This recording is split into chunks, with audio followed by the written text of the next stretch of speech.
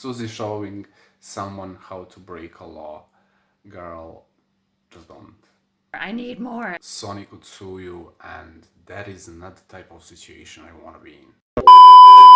Hello and welcome or welcome back to my channel. As you can see by the title, this video is very different from what I started doing on my channel. I'm doing a quick change to my content because something caught my attention. Before I start talking about that, I'll give you a quick backstory why and how I started to react to popular anime shows. At this point it was just Attack on Titan, but I planned on reacting to other stuff. Obviously I'll need a new name for my channel, so after watching this video, please put your suggestions, if you have them, down in the comments. As I mentioned in one of my previous videos, I binge-watched Naruto and Naruto Shippuden shows. I used to watch the original Naruto show as a kid and I remember hardcore loving it. So when I rewatched it and then added Naruto Shippuden to it, I just fell in love with the show. After that, becoming a fan and not having friends with the same passion for Naruto or Naruto Shippuden, it was quite natural going to YouTube to search for other people that love the show. And who do you find on YouTube when it comes to Naruto? There are two types of channels that comment and channels that react. In the first group, the channels that I watched and still watch are... Hi fellas, it's your boy Swag,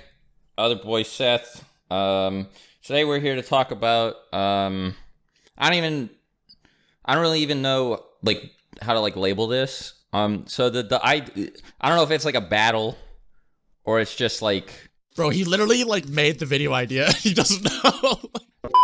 1, 2, 3, call me Big Dick Billy. All right. Hello everyone, it's your host, Seth the Programmer. With me today I have my big Mac Daddy father, Swag Kage. I would recommend you watching those two channels since they truly love the show and their content falls under copyright laws. In the second group are Ishinobi and Suzy Lu. These two channels do the standard low effort, mindless, contentless, borderline pirate videos on the most popular anime shows like Naruto, Naruto Shippuden, Attack on Titan, Boruto, and so on. And if you think I'm reading them too much, just look at my previous videos. I wanted to do the same thing. I wanted to follow in their steps. That was truly some big brain energy on my part, wasn't it? This is just a video of personal growth happening in real time, I guess. I discovered those channels a couple months ago without knowing their backstory. And just for the record, these reaction videos are something of a guilty pleasure for me. Sometimes I like to forget or just block out the fact that when something is a guilty pleasure, there is probably things wrong with it. I would watch their videos in the background while studying, working or cleaning. And since we are on topic of jobs, subscribe to my channel because just a couple days ago I lost my job and I have almost nothing to my name. So all 10 of you are precious to me, super precious to me. My goal on YouTube for 2021 is to try and get monetized, so if you're helping with that, thank you. Getting back to the topic of the video, I never subscribed to Suzy Lu or ishinobi, and that says a lot since I subscribe to almost anyone that I remotely like on here. A couple days ago I discovered a certain video was recommended to me, and after watching that video, it's like the gates are just open. If you watch those two videos from Rachel Messer, you probably can assume what my opinion on Suzy Lu and channels like her is. Suzy Lu and ishinobi are channels that daily react to popular anime shows like Naruto, Naruto Shippuden, Boruto, and Attack on Titan. They have both found some success in this field, Suzy Lu having 415k subscribers, and ishinobi having nearly 100k subscribers. What do their reaction videos look like? Well, they follow the same type of content style. They're basically reacting to every single episode of the show and using almost the entire episode with the picture saturation lowered to the point that YouTube bot doesn't recognize it and the video isn't striked or claimed by the owner of the original anime content. Now, if we are going to discuss if this is okay or not okay, does it or doesn't it fall under fair use? We should know what fair use is. YouTube has its rules on this, so let's see what they say. Courts typically focus on whether the use of copyright protected material is transformative. This means whether the use adds new experience or meaning to the original material or whether it merely copies from the original. They are both using the original content almost in its entirety, and they're not transforming it. They're just tricking the YouTube bot into thinking that the videos they upload are completely original. Using material from primarily factual works is more likely to be fair use than using purely fictional works. The second rule doesn't apply in this situation. Borrowing small bits of material from an original work is more likely to be considered fair use than borrowing large portions. But if what's borrowed is considered the heart of the work, sometimes even a small sampling may weigh against fair use. So in some other situations, this rule could be quite complicated. It could have interpretation differences, but they are using almost everything. It's like 80% of the episode.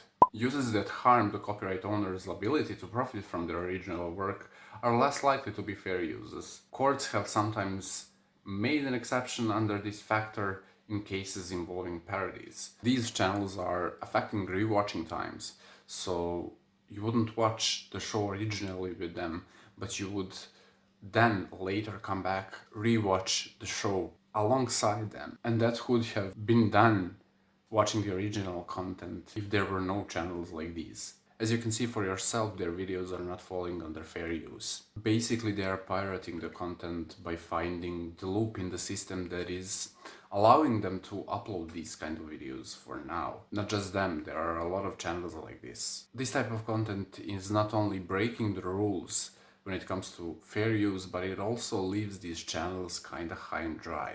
You're able to get a lot of subscribers very fast, but then every single video you upload is dependent on the original content you are reacting to. Since the audience found you initially looking for the content you're basically stealing from, and you're not transforming the original content enough for the people that are watching it, when you do anything else, the views are in the dumpster. Not only do the rules tell you not to do it, but the analytics do too. People that are watching reaction videos are usually fans of the show.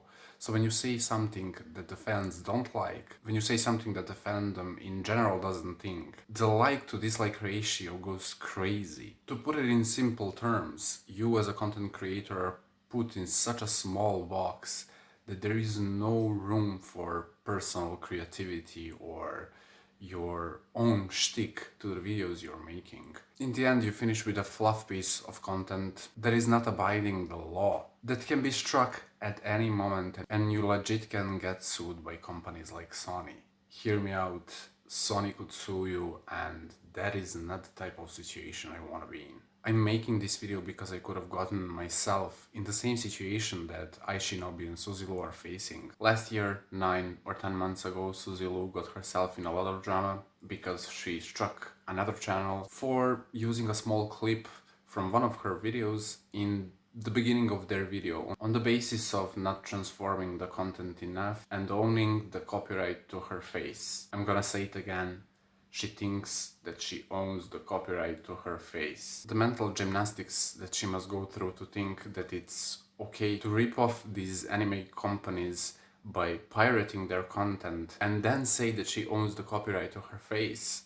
Girl. She and most of reactors that are filming these kind of videos would be completely fine if she didn't start with this defensive attitude. Based on her behavior and what she says, she thinks that her content is completely fine, if not great, while the commentators that are making videos about her are trash, and their content should be banned off YouTube. When the scandal happened last year, the people that brought it to YouTube's attention were John Swan and Tipster. They both provided some legit criticism to what she does, but both of them insulted her physical appearance. Can we even mention the physical characteristics exist? How far is this going to go? How many people can get critical videos taken down of them if a simple insult exists? If a simple insult exists. If a simple insult exists. Once you do that, any kind of legit criticism you provided doesn't stand. But right after them, you had some big creators like Rapsium covering it. And covering it in the right way. The most important videos from this situation were from Rachel Masser, in my opinion. She's directly involved with the anime industry. She is a voice actress for the dub versions in some of the most popular anime shows you probably watched. I'm not going to rip off her videos here and talk about what she talked about. You can watch the videos yourself. If you clicked on this video, I'm just going to assume that you already watched her videos. So in general, Rachel provided criticism in a well-intended and grounded way. And to Suzy and ishinobi and the rest of the reaction channels, these two videos from Rachel should have been the most important. If this doesn't explain to them what the problem is, if this doesn't touch them, I don't know what does. Might I remind you that Suzy has the potential to make more money in a year from her platforms combined than Rachel will probably make in her entire life, being a voice actress. Just let that sink in. Now that we kinda know what happened last year, let's see what is Suzy up to now. And we'll take a look at this 2 weeks old video. I finished Naruto Shippuden as well. And yeah, like that was a crazy couple of years. Like it was a total spur of the moment thing that I even started reacting to it back in, I think it was either June or July of 2019. And I had no idea what was gonna happen. Everybody had kind of said to me like, oh, copyright's a little bit funny on YouTube and things like that. So, you know, just kind of be careful when you're doing reactions. Copyright is not just a bit funny on YouTube. Copyright is in the most cases there to protect the original content from people like you. You manage to find a way of tricking the system, but that won't last for long in my opinion. The channel has like doubled in size since I started doing the anime stuff. You might think that I'm a bit nitpicky at this point, but the language she uses here is very specific and it kind of bothers me. The channel has doubled in size. No, you doubled the subscribers you previously had. I'm sure you know it, but all she sees are numbers, money, and fame. You as a subscriber are inherently not important. I don't know if I'm allowed to call myself a creator on this platform, but I don't see it that way. That might be up to the size, and I understand that she can't look at subscribers as individual people at this point. Nobody of that size can, but you can at least try. Just like I kind of thought that maybe gaming was going to be like my forever thing, that would project me in some way. And it got to the point with gaming where it was always just like the same growth. And I used to call it like being on the boat, where you're just at like the same level. You know, you'd have the rough seas and then you'd have the quiet days, but it was always just like, I don't know, 100 subs a day or something like that. And that was never really good enough for me. I think I'm just the kind of personality where it's like I always want to overachieve. That is telling a lot. A lot. 100 subs a day. 100 subs a day was never enough for her. Me and my 10 subscribers are doing just fine. I need more, and that's just who I am. I'm very driven. Yes, you can be very driven but still have a soul. And I see that potential with reactions. I feel like most of the biggest channels like in the world are reactions, and that just really interests me, and I would like to see how far I can go with that. You're just simply mistaken. The reaction channels are not the biggest in the world. And the way that Suzy does it is not the way to become one of the biggest channels in the world. You are dependent on the content you react to, and only a certain percentage of the audience that watches the original content will then come and watch this type of reaction. If you think that way, you will basically never be able to have bigger audience than the original content. This type of content is just very limiting, as I previously said, and for good reasons, like breaking the law, not having any personal stamp on the content. But not all reaction channels are like this. Let's look at someone like Dylan is in trouble. Can you see how his subscribers number in comparison to monthly views is healthy when it comes to YouTube? That is because he's creating original content that pulls some other original content, but his personality and stamp on the content is so great that the subscribers are there for him. He can film anything about anything and it will get viewed. I think that Suzy can do a similar thing. She's capable of that completely. But the point is in the amount of work you're willing to put into your content. She just doesn't care. It would be totally okay if she didn't break the copyright rules daily. You guys know, if you're in my Discord, I'm obsessed with like analytics, how you can do better, number crunching. All of those things like really interest me. I feel like I should be a manager for somebody else so that I can like number crunch for them. No, that would be a bad idea. Suzy's showing Suzy showing someone how to break a law. Girl, just don't. I followed in your steps, and that is one of the few things that I regret in 2021. Especially taking into account that I'm becoming a civil engineer this year. And that just carries a certain sense of responsibility. And me allowing myself to trust somebody online like this, it's just shaken me, and it was a big brain moment. And it's a shame that it has to be like that. I wish that the internet was kinder, but I mean, like, that's never gonna happen, unfortunately. So yeah, like, it's really difficult sometimes having people like pick apart how you look, who you are, or who they think you are. Because I know for me, I don't really share personal stuff. So when someone attacks me, or shall I say they attack Suzy, that's just like you're attacking a fake persona, and it's like, whatever, doesn't really matter. Suzy not realizing that she's one of the people that is contributing to internet not being a kind place is expected. So she'll never change anything about her content. This fake persona that she's talking about here is the one making the reaction videos. And that fake persona apparently doesn't take into account any criticism. I just feel like I love being able to interact with people. That was the main reason why I wanted to do this in the first place. And I feel like when the Naruto stuff kind of blew up, it was more people were talking to each other in the comments, and I was just the girl in the video. You know what I mean? It didn't feel like they were even there for me. It felt like they were just there to talk about a certain anime that I was actually reacting to, or they would just talk about like my reaction to a certain bit, but it didn't feel like they cared about me. Does that make sense? There is it, guys. If anybody's watching, here is where she should have realized that this type of content has a huge flaw. People are not there for you. People were there for Naruto Shippuden. You just gasping occasionally and sitting still for 25 minutes was not important for 95% of your audience. The negativity is always like so much more overwhelming than the positive people. The good people don't tend to say anything, they just watch it and have a good time. The negative people are loud and obnoxious, so they always say something. I don't agree. Most of the people in the comments are positive. You searching for negative comments and maybe just remembering all the negative comments is your fault. Perception of negative to Suzy Lu, I don't think is quite realistic. If people tell you to change your content, you're not following the rules and you might get sued at any moment, isn't negative.